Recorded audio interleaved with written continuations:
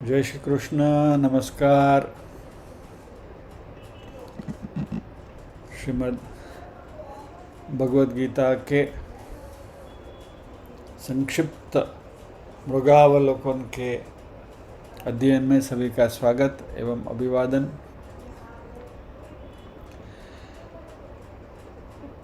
ओमकार के नाद के साथ प्रार्थना करेंगे।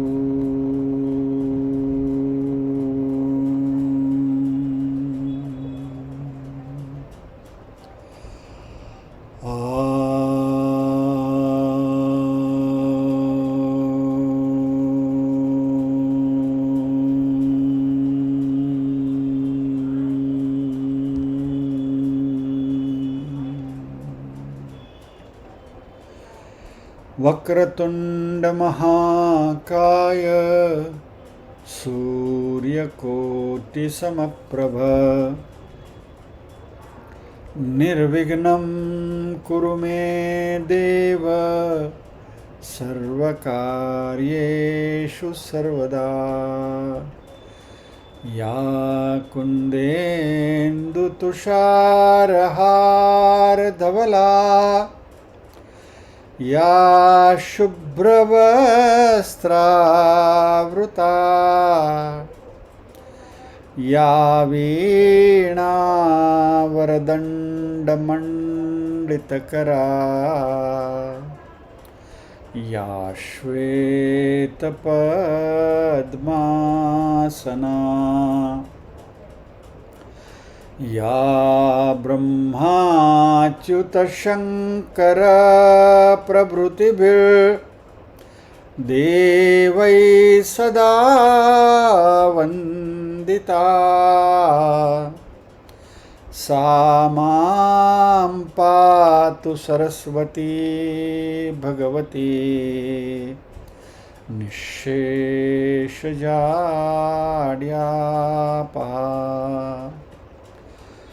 वसुदेवसुतं देवं कंसचाणूरमर्दनं देवकी परमानन्दं कृष्णं वन्दे जगद्गुरुम्। ॐ सहना भवतु सहनौ भुनक्तु सह वीर्यं करवावहै तेजस्विनावदितमस्तु मा विद्विषावहै। ॐ शान्ति शान्ति शान्तिः। यत्र योगेश्वर कृष्णो यत्र पार्थो धनुर्धरः तत्र श्रीर्विजयो भूतिर्ध्रुवा नीतिर्मतिर्मम।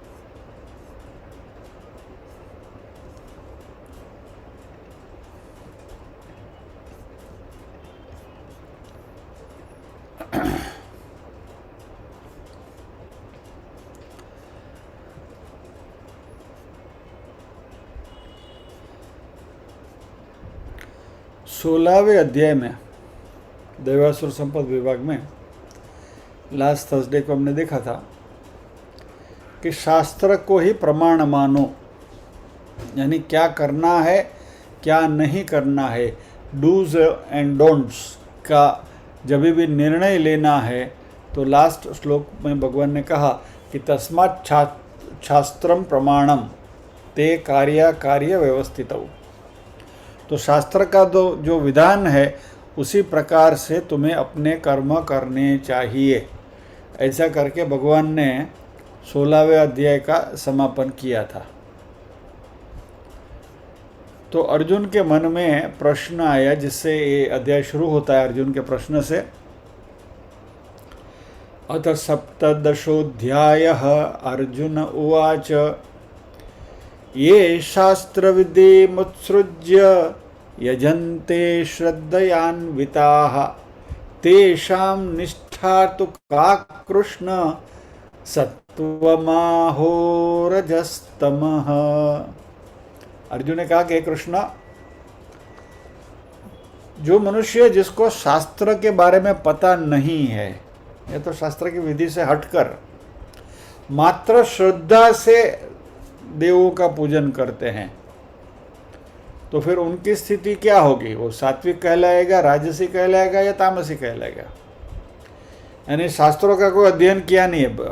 Most of us we fall in this category. हमने इतना कोई शास्त्र का गहरा तो हमारा कोई अध्ययन है नहीं कि हम शास्त्र के जानकार नहीं हैं, फिर भी भगवान में, परमात्मा में हमारी श्रद्धा तो है और भगवान का पूजन तो करते ही हैं श्रद्धा से। तो फिर हमको कौन सी बास्केट में डालेंगे आप? सात्विक वाली बास्केट में डालेंगे, राजसी में डालेंगे, तामसी में डालेंगे? तो भगवान उसका उत्तर दे रहे हैं। श्री भगवान वाच, भगवान ने कहा, त्रिविधा भवति श्रद्धा देहिनाम सा स्वभावजा सात्विकी राजसी चैव तामसी चेति ताम शृणु। मनुष्यों में यह श्रद्धा जो उत्पन्न होती है वो स्वभाव से होती है, और यह श्रद्धा सात्विकी, राजसी और तामसी तीनों प्रकार में उनको बांट सकते हैं। तो सबसे पहले यहां बात क्या करी? स्वभाव से उत्पन्न हुई श्रद्धा, यानी जन्म जन्मांतर के संस्कार हम जो इकट्ठा करके आए हैं, उसकी वजह से हमारे मन में परमात्मा के प्रति एक श्रद्धा जगी है, जिसकी वजह से हम ये सब पूजा अर्चना वगैरह करते हैं, भगवान में श्रद्धा रखते हैं। तो ये जो श्रद्धा है ये हमारे पूर्व जन्मों के सत्कृत्यों का फल है। और ऐसी श्रद्धा को भगवान कहते हैं कि तीनों में बांट सकते हैं श्रद्धा को, सात्विकी श्रद्धा, राजसी श्रद्धा या तामसी श्रद्धा। तो अभी ये जो है वो तुम मुझसे सुनो। तो सत्वानुरूपा सर्वस्य श्रद्धा भवति भारत, श्रद्धामयोऽयं पुरुषो यो यच्छ्रद्धा स एव सः। सभी मनुष्यों की श्रद्धा उनके अंतःकरण के अनुरूप होती है।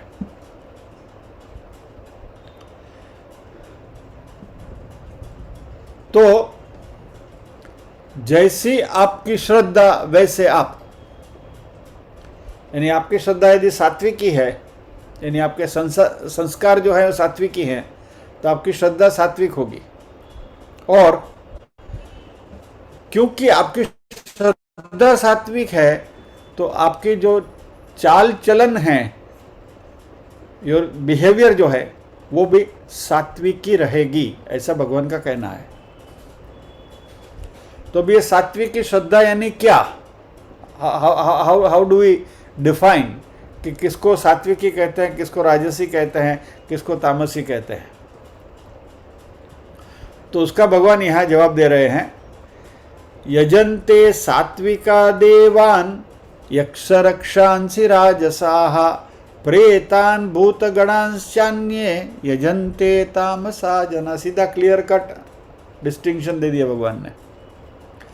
जो सात्विक लोग हैं वो देवों की पूजा करते हैं, जो राजसी हैं वो यक्ष और राक्षसों का पूजन करते हैं, और जो तामसी हैं वो भूत प्रेत और उनको मानते हैं। बराबर? तो सीधी सीधी हम बात करें तो यदि हम सात्विक हैं तो हम भगवान का भजन करेंगे। बराबर? हमारी श्रद्धा यदि सात्विकी है तो भगवान का भजन करेंगे।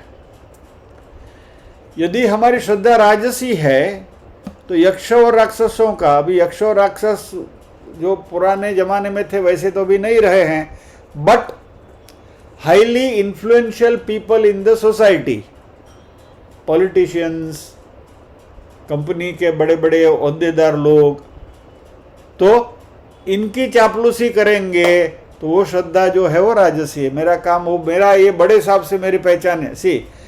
सात्विक श्रद्धा क्या है? मैं भगवान का भक्त हूँ, मेरे इष्ट देव मेरे सर्वस्व हैं, मेरा जो भी काम है, कुछ भी है, मेरा कुछ कहना है, कंप्लेन करनी है, भक्ति करनी है, पूजा करनी है, सब कुछ मैं मेरे इष्ट देव की करूँगा। ये सात्विक श्रद्धा। राजसी श्रद्धा क्या? कि भाई ये वो बड़ा आदमी है, मिनिस्टर है, एमपी है, मैं उसकी चापलूसी करूंगा तो मेरा काम बन जाएगा। तो ये भी एक प्रकार की श्रद्धा ही है। तो राजसी श्रद्धा हुई। और तामसी श्रद्धा कौन सी? वो भुआ लोग के पास हम जाते हैं ना, वो दाने फेंकते हैं, फिर वो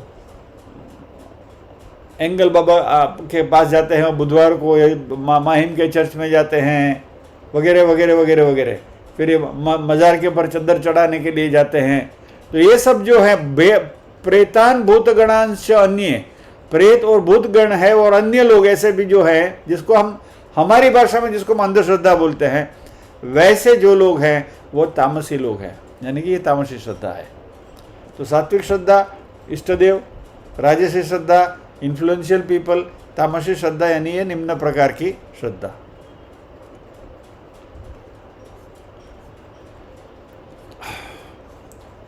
फिर एक और प्रकार भगवान यह बता रहे हैं, अशास्त्र विहितम घोरम तप्यन्ते ये तपो जनाः दंभाहंकार संयुक्ताः कामराग बलान्विताः। शास्त्र विधि से रहित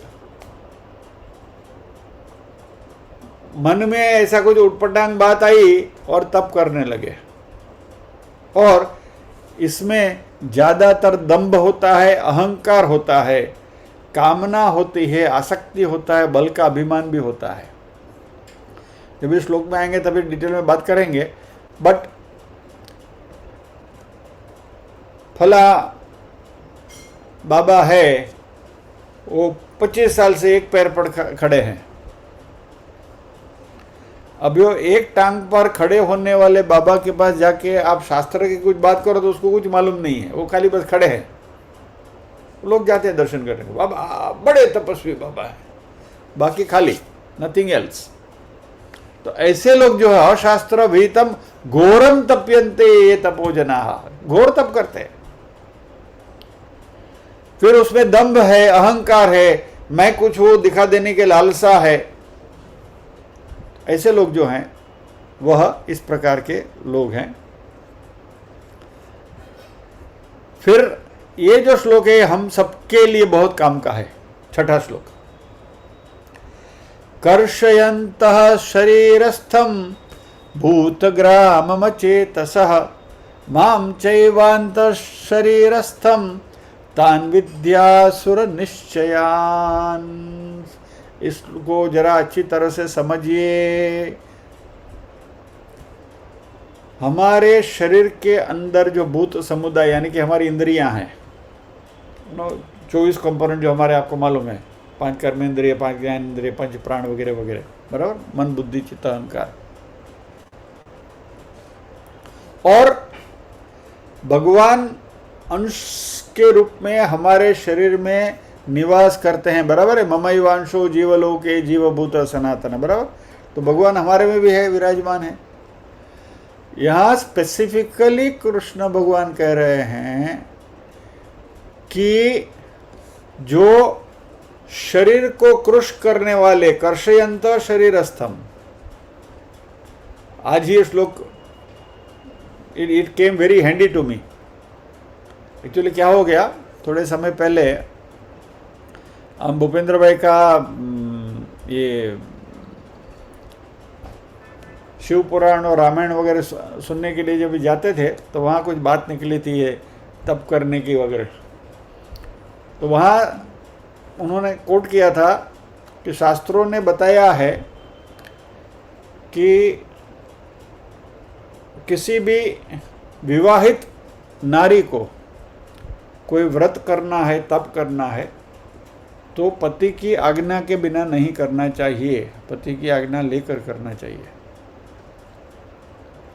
और पति की आज्ञा के बिना जबरदस्ती वो यदि कोई व्रत तप वगैरह करेंगी तो उसका कोई पुण्य नहीं मिलता, और पति के मना करने पर यदि वो करेंगी तो नरक भी मिल सकता है।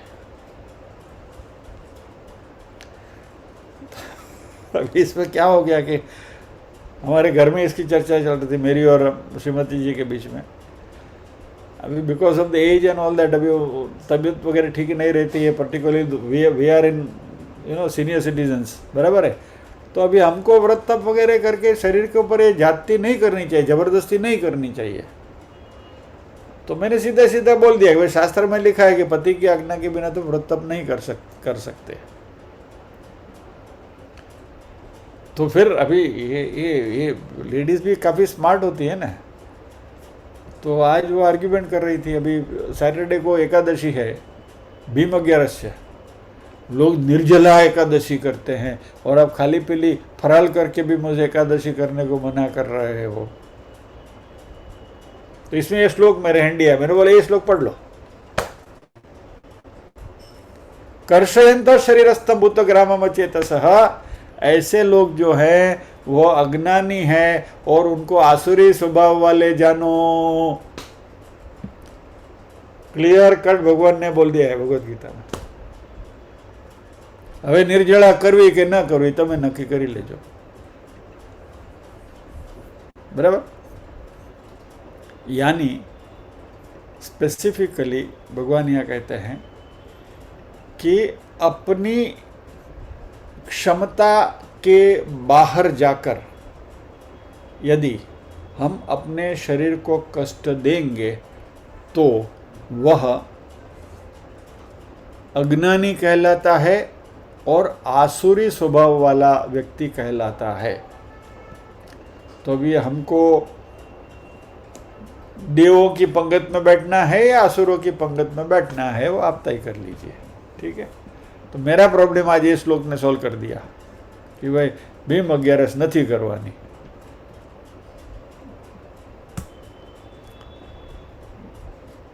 मैं नहीं करता, let me be honest with you, मैं एकादशी नहीं करता हूँ, कोई भी व्रत तप उपवास नहीं करता हूँ।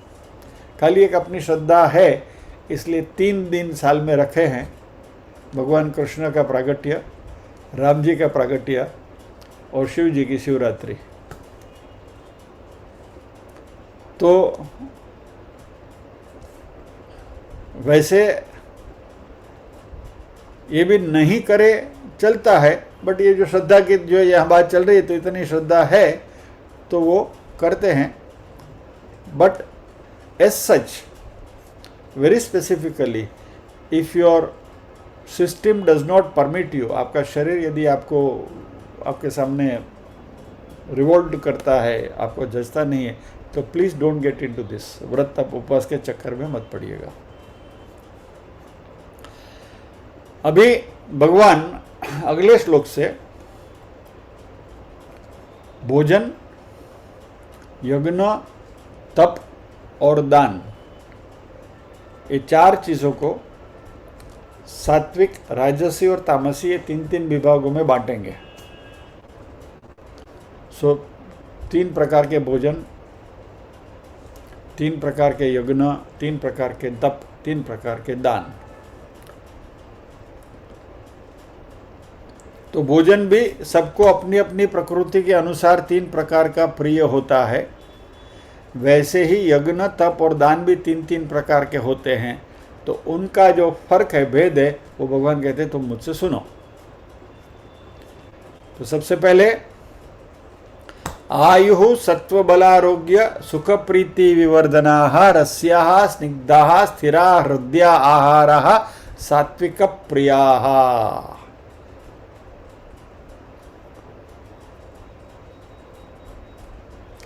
अभी देखिए भगवान इज वेरी स्मार्ट हियर। भगवान भोजन को कैटेगराइज नहीं करते हैं। ही इज नॉट सेइंग कि कौन सा भोजन सात्विक है, कौन सा भोजन राजसी है, कौन सा भोजन तामसी, he is not saying it. इस प्रकार के जो भोजन है वो सात्विक लोगों को प्रिय है। फिर और एक अलग प्रकार के जो भोजन है वो राजसी लोगों को प्रिय है, और तीसरा प्रकार के जो भोजन है वो तामसी लोगों को प्रिय है। लेकिन ये नहीं कहा कि ये भोजन सात्विक है और ये भोजन राजसी और ये तामसी है। हम क्या करते गलती से, ये सात्विक भोजन है, ये तामसी भोजन है, कांदा खाया तो तामसी हो गया। ऐसा नहीं है, शास्त्र में कहीं नहीं लिखा है कि कांदा लहसुन नहीं खाने का और वो तामसी है। एनीवे, तो जो आयु, बल, बुद्धि, आरोग्य, सुख और प्रीति को बढ़ाते हैं, यानी कि the food that keeps us in good mood, हमें अच्छी तरह से हम रह सकते हैं, वैसा जो आहार है, यानी कि शरीर को तकलीफ नहीं देता, तंदुरुस्ती अच्छी बनी रहे, आरोग्य अच्छा रहे, बल मिले हमको, हमारी बुद्धि जिससे सतेज हो, हमारी आयु में वृद्धि हो, और जिससे सुख मिले, खाने से मजा आएगा, प्रीति बढ़ती है। क्या वैसा भोजन आपने मुझे खिलाया तो मुझे अच्छा लगता है, मैंने आपको खिलाया तो आपको अच्छा लगता है। तो ऐसा आहार जो है वह सात्विक पुरुष को प्रिय है। तो हम गर्मा गर्म बटाटे वड़े खा सकते हैं, और अभी बारिश हो रही है तो कांदा भजी भी यदि आपको खाना है तो खा सकते हैं। ठीक है, basically it should qualify this. वो आयु बढ़ाती है, बुद्धि बढ़ाती है, बल बढ़ाती है, आरोग्य देता है, सुख देता है, प्रीति बढ़ता है। फिर वो रसयुक्त है क्या, यानी जो खाने से आपके मुंह में पानी आता है क्या, चिकने तथा स्थिर रहने वाले। स्थिर यानी कि वो शरीर, हमारे शरीर में वो पदार्थ लंबे अरसे तक टिककर हमें शक्ति प्रदान करते हैं। चलिए एक और बात बता दो, लोग कहते हैं कि साबूदाना नहीं खाना चाहिए। साबूदाना खाना चाहिए। इस डेफिनेशन से वो हमारे शरीर में लंबे अरसे तक रहता है। It takes about 4 days to digest fully साबूदाना, या बट इट इज न्यूट्रिशियस। उसकी न्यूट्रिशन वैल्यू बहुत अच्छी है। It contains lot of carbohydrates, and carbohydrates basically give strength to the body. तो साबूदाना is a good food. कई लोगों ने कहा है कि वो नॉन वेजिटेरियन फूड है, ये नहीं खाना चाहिए, उसके सामने एक बहुत लंबा प्रचार भी हुआ है, बट इट्स ऑल नॉनसेंस। अभी जब भी हम इस अध्याय में आएंगे तभी उसके बारे में चर्चा करेंगे। I give you the scientific basis, और सब उसका आपको मैं लॉजिक के साथ बताऊंगा कि साबूदाना खाना कोई बुरा नहीं है। इसलिए जिनको साबूदाना प्रिय है वो बेझिझक खा सकते हैं। साबूदाना बड़ा खा लो, मस्ती से खा लो। ठीक है, नेक्स्ट, कट्वम्ल लवणात्युष्ण तीक्ष्ण रुक्ष विदाहिनः आहारा राजसस्येष्टा दुख शोकामय प्रदाः। जो बहुत कड़वा है, खट्टा है, लवण युक्तानी सॉल्टी है, बहुत गर्म है, तीखा है, रूखा है, दाहकारक है, दुख, चिंता और रोगों को उत्पन्न करने वाला जो भी भोजन है वो सब राजसी पुरुषों को प्रिय है। ऐसा नहीं बोला कि ये सब आहार जो राजसी है, जो राजसी व्यक्ति है उसको इस प्रकार का भोजन प्रिय है। बराबर। अभी हमारे समाज के जो राजसी लोग हैं उनको जरा आप देख लीजिए और उनकी खान पान की जो सिस्टम है वो देख लीजिए, आपको पता चल जाएगा ये बात बिल्कुल सही है क्या।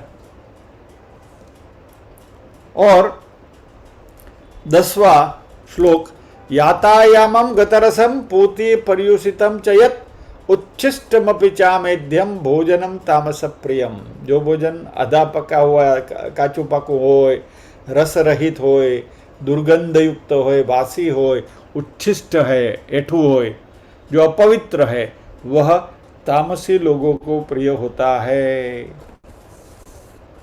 Mind you, I am once again saying, भगवान यहाँ भोजन को कैटेगराइज नहीं कर रहे हैं। भगवान यहाँ व्यक्ति की सात्विक, राजसी और तामसिक प्रकृति को कैटेगराइज कर रहे हैं, और ऐसी प्रकृति वाले को कौन सा भोजन प्रिय है ऐसा बता रहे हैं। अभी ये बात हुई भोजन की। नाउ भगवान कम्स टू यज्ञ। तो यज्ञ के भी 3 विभाग, सत्व, रज और तम। सात्विक यज्ञ, राजसी यज्ञ, तामसी यज्ञ। तो जो शास्त्र विधि से नियत यज्ञ करना ही कर्तव्य है, इस प्रकार मन को समाधान करके फल न चाहते वाले पुरुषों ने जो किया है वह सात्विक यज्ञ है। यानी कि विदाउट एक्सपेक्टेशन ऑफ एनीथिंग, लोक कल्याण की भावना से हमने यदि यज्ञ किया तो वो यज्ञ सात्विक है।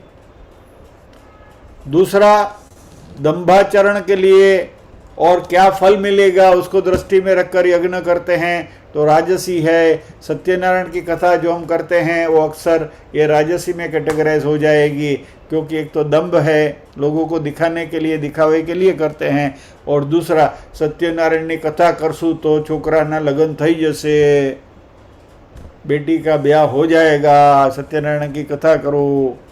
तो ये सब जो आता है, ये इस प्रकार के जो यज्ञ होते हैं ये सब राजसी कैटेगरी में आते हैं।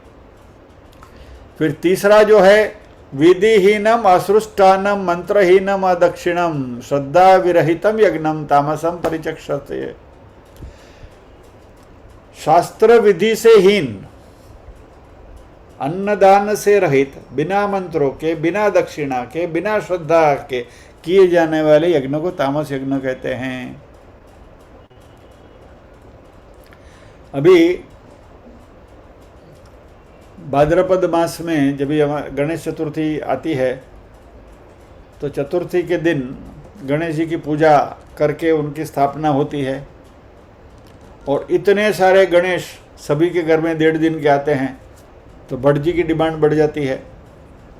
तो वहाँ रियल भट जी भी होते हैं, डुप्लीकेट भट जी भी होते हैं, खाली धोती पहन ली, जाके कुछ गुड़ गुड़ गुड़ गुड़ गुड़ गुड़ कर दिया और हो गई पूजा। तो ये बिना मंत्रों के, शास्त्र विधि से हीन ऐसी जो भी पूजाएं होती हैं वो भी एक प्रकार का यज्ञ ही है ना, तो वो यज्ञ तामसी हो जाता है। सो जब भी कोई भी यज्ञ करें, कोई भी पूजा करें, तो इंसिस्ट करें कि वो अच्छी तरह से मंत्रोच्चार किया गया हो, शास्त्र में जो विधि बताई है उस विधि से किया गया हो।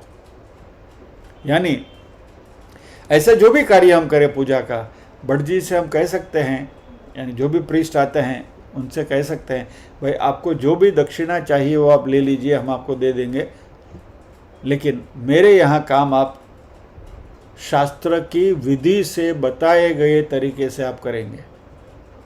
Doesn't matter, will pay. उनको अल्टीमेटली क्या है, दक्षिणा में इंटरेस्ट है सबसे ज़्यादा। तो वो 4 जगह पे जाने के बजाय वो 4 जगह की दक्षिणा आप दे दो और विधि पूर्वक करा लो।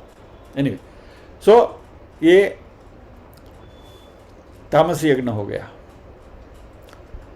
अभी तप की बात आई, पहले आहार की बात आई, अभी तप की यज्ञ की बात आई, अभी तप की बात आई। तो कौन सा कैसा तप करना चाहिए जो सात्विक है? देव द्विज गुरु प्राज्ञ पूजनम शौचम आर्जवम ब्रह्मचर्यम अहिंसा च शारीरम तप उच्यते। तो देवता, ब्राह्मण, गुरु, ज्ञानियों का पूजन, पवित्रता, सरलता, ब्रह्मचर्य और अहिंसा, ये सब जो तप है वो शरीर संबंधी तप कहा गया है।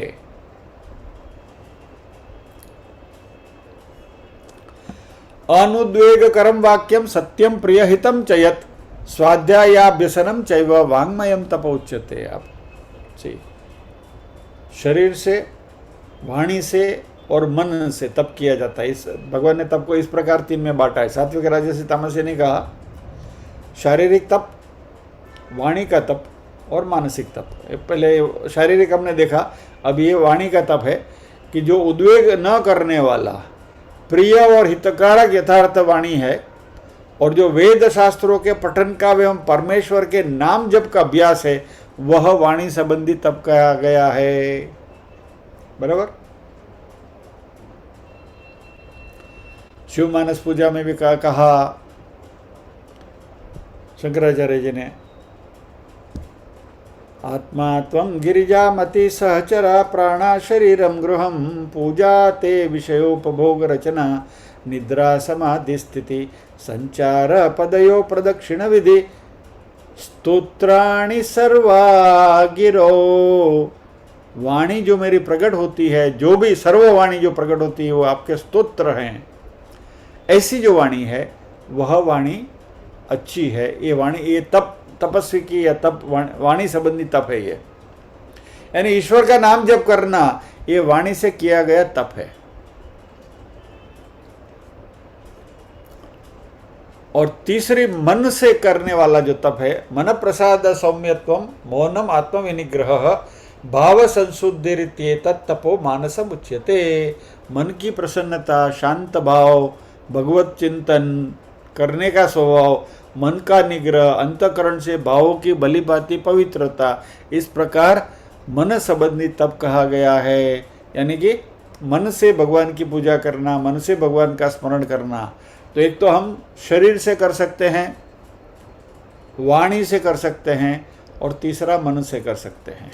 ये 3 प्रकार के तप भगवान ने बताए। अभी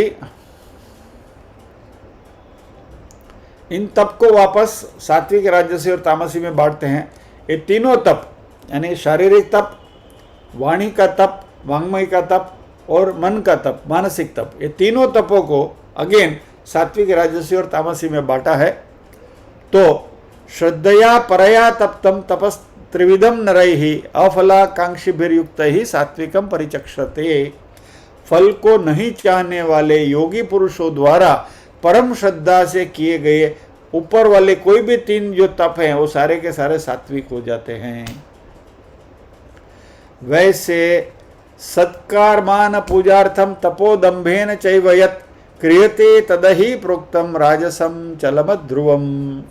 जो तप सत्कार, मान और पूजा के लिए तथा अन्य किसी स्वार्थ के लिए भी स्वभाव से या पाखंड से किया जाता है, वो अनिश्चित एवं क्षणिक फल वाला राजसी तप है। यानी कोई आपकी वाहवाही करे, कोई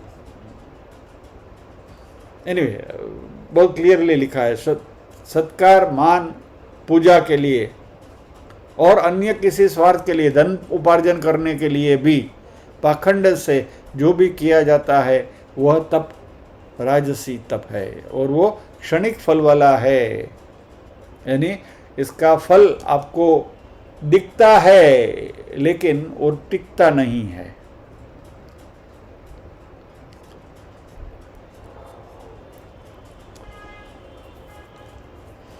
मूढ़ग्राहेणात्मनो यत्पीडया क्रियते तपः परस्योत्साधनार्थम वा तत्तामसम उदाहृतम। जो तप मूढ़ता पूर्वक, हठ से, मन, वाणी और शरीर की पीड़ा के सहित दूसरे का अनिष्ट करने के लिए किया जाता है, वह तप तामस कहा गया है। किसी बाबा के पास जाके ये करके उसका ये हो जाए, किसी का नुकसान करने के लिए किसी बुआ के पास गया, वो ये किया, दोहरे धागे लेकर करवाए, वो सब करते हैं ना, मंत्र तंत्र वगैरह। तो ये सब जो है वो तामसी है, यानी दूसरों को पीड़ा देने के लिए। और मूढ़तापूर्वक हठ से मन, वाणी और शरीर की पीड़ा के साथ, अगेन सी यहाँ भी यही तप की बात आई जो मैं अभी पहले बात कर रहा था, एकादशी की बात कर रहा था। यानी नहीं मैं तो तपस्वी हूँ, इतना तो हम करेंगे ही, हठ नहीं होता है, फिर भी जबरदस्ती लगे हैं, तो ये सब तामसी है। ओके, ये हुआ तप। अभी भगवान दान की व्याख्या कर रहे हैं। दातव्यमिति यद्दानम दीयते नुपकारिणे देशे काले च पात्रे च तद्दानम सात्विकम स्मृतम। यानी दान देना कर्तव्य है, इस भाव से जो दान देते हैं, और सही देश यानी सही प्रदेश में, सही काल, सही समय में और सही प्राप्त को दान दिया जाता है, और जिसको दान देते हैं उसके पास से रिटर्न में कोई अपेक्षा नहीं है। वैसा जो दान है वह सात्विक दान है।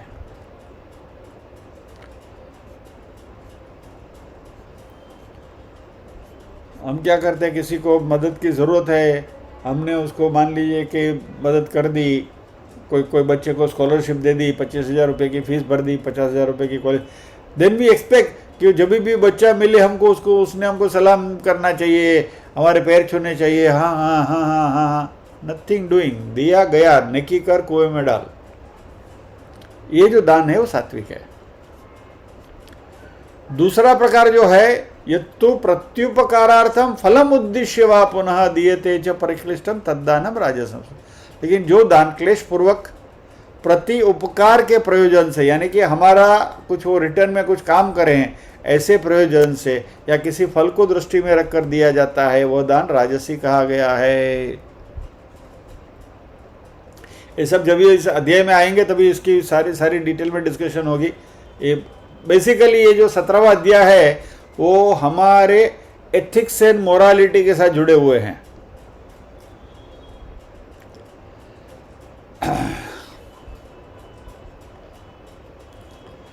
अदेश काले यद्दानम अपात्रेभ्यस्य दीयते असत्कृतम अवज्ञातम तत्तामसम उदाहृतम। जो दान बिना सत्कार के अथवा तिरस्कार पूर्वक अयोग्य देश काल में और कुपात्र के प्रति दिया जाता है वह दान तामस कहा गया है। यानी दान सुपात्र को ही देना चाहिए, फिर कोई भी प्रकार का दान हो, फिर वो धन का दान हो, समय का दान हो, विद्या का दान हो, जो भी है, लेकिन वह दान जो है वह सुपात्र को ही देना चाहिए। मान लीजिए कि आपके पास समय बहुत है तो आप कहीं भी जाकर अपना समय दे देंगे तो वो समय का जो दान है वो सही नहीं है। यानी you have to see the purpose, पात्र को सुपात्र को दान देना चाहिए। तो ये बात भगवान ने करी।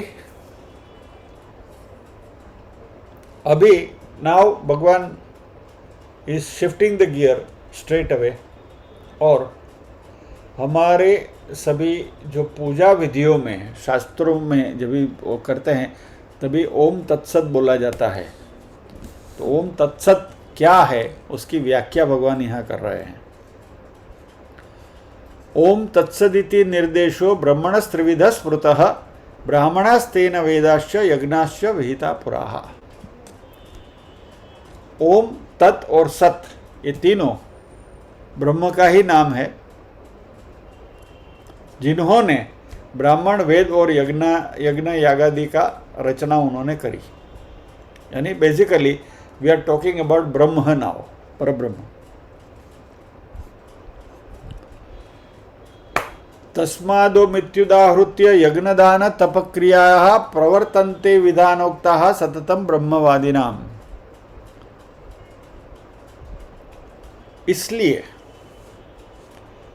यज्ञ, दान और तप जो शास्त्र विधि से किए जाते हैं उसमें उनकी शुरुआत ओम से होती है। तो अब देखेंगे, हम कोई भी शुभ कार्य करते हैं तो ओमकार से उस शुभ कार्य की शुरुआत होती है, और इसलिए हमारे सभी सत्रों की शुरुआत भी हम ओमकार से करते हैं।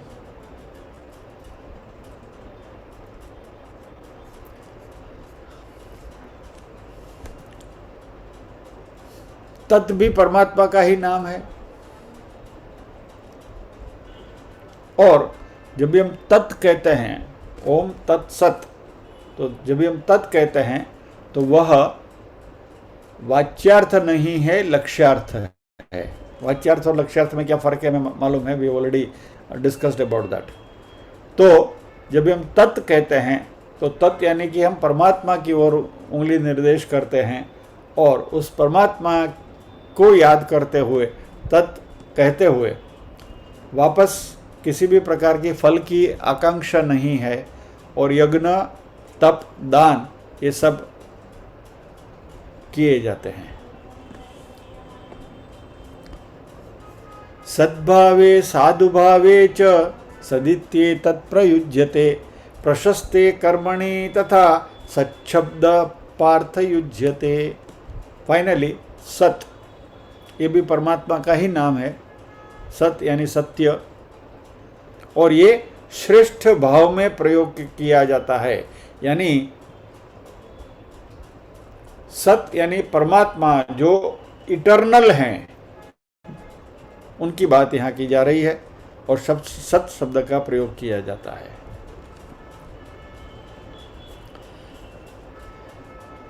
यज्ञ तपसि दाने च स्थिति सदिति चोच्यते, कर्म चैव तदर्थीयम सदित्येवाभिधीयते। तो यज्ञ, तप और दान में जो स्थिति है वह सत इस प्रकार की कही जाती है, और परमात्मा के लिए किया गया कर्म निश्चय पूर्वक सत ऐसे जाना जाता है। वो सत्कर्म है, इसलिए हम उसको सत्कर्म कहते हैं। ठीक है। अश्रद्धया हुतम दत्तम तपस्तप्तम कृतम च यत् असदित्युच्यते पार्थ न च तत्प्रेत्य नो इह। यानी वापस यहाँ भगवान इसी की बात कर रहे हैं। तप, दान वगैरह, यज्ञ, तप और दान, ये श्रद्धा के बिना किया गया यज्ञ, श्रद्धा के बिना दिया गया दान, श्रद्धा के बिना किया गया तप, ये सब असत प्रकार का हो जाता है। इसलिए वह न तो इस लोक में लाभदायक है, न तो बाह्य लोक में। तो इस प्रकार से भगवान ने सबसे पहले आहार, किस प्रकार के आहार किनको प्रिय है, वैसे आहार की पसंदगी किनकी है, वो हिसाब से सात्विक, राजसी और तामसिक रूप में लोगों को बांटा। फिर बाद में यज्ञ, तप और दान, ये तीनों को सात्विक, राजसी और तामसी प्रकार में बांटकर हमने बताया इस प्रकार के होते हैं। एंड फाइनली ओम तत्सत की व्याख्या करी। सो देखिए यहाँ भी वापस वही आया, ओम तत्सदिति श्रीमद् भगवद गीतासु उपनिषत्सु ब्रह्म विद्यायाम योग शास्त्रे श्री कृष्णार्जुन संवादे शुद्धात्रय विभागो नाम सप्तदशोऽध्यायः। श्री कृष्णार्पणमस्तु। तो इस तरीके से शुद्धात्रय विभाग में भगवान ने हमें अलग अलग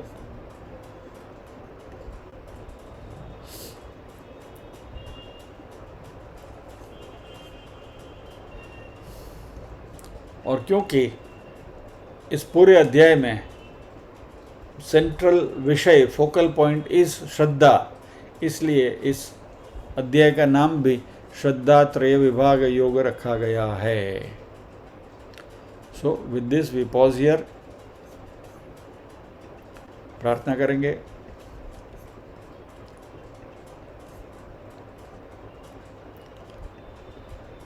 ओम असतो मा सद्गमय तमसो मा ज्योतिर्गमय मृत्योर्मा अमृतंगमय। सर्वेषां स्वस्तिर्भवतु सर्वेषां शान्तिर्भवतु सर्वेषां मंगलं भवतु सर्वेषां पूर्णं भवतु। लोका समस्ताः सुखिनो भवन्तु लोका समस्ताः सुखिनो भवन्तु।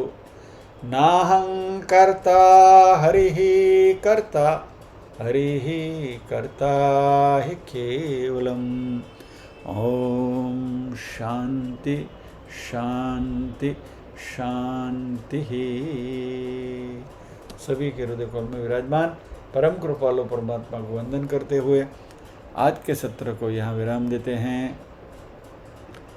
अगले गुरुवार फिर मिलेंगे अगले अध्याय के साथ, मोक्ष संन्यास योग के साथ। तब तक के लिए जय श्री कृष्ण।